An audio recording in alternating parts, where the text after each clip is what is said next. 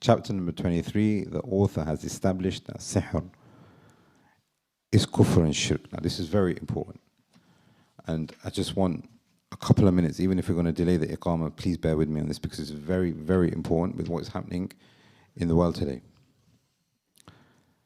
Allah subhanahu wa ta'ala says that Masjid al-Aqsa, Bayt al-Maqdis, is blessed. وَبَارَكْنَا حَوْلَهُ. Before the Yahud, Sulayman alayhi salam and his father before him were kings in this location. Sulayman alayhi salam knew that the people were engaging in sihr. So what he did is he captured all the sihr that he could and he planted them under this area that they believe where the sihr is. Where is it? Underneath Masjid. That's what they believe.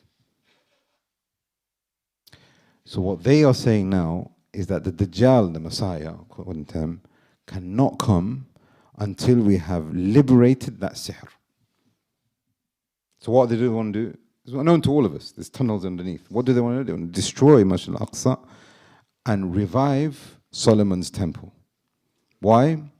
Because they have said that the sihr of Sulayman is there. What does Allah subhanahu wa ta'ala say? وَمَا كَفَرُ سُلَيْمَانَ وَاتَّبَعُوا مَا تَتْلُو الشَّيَاطِينُ عَلَى مُلْكِ سُلَيْمَانَ. They are following what the shayateen did during the kingdom or the kingship of Sulayman. وَمَا كَفَرُ سُلَيْمَانَ. Sulayman's got nothing to do with the sihr. Sulayman removed the sihr. وَلَكِنَّ الشَّيَاطِينَ كَفَرُوا.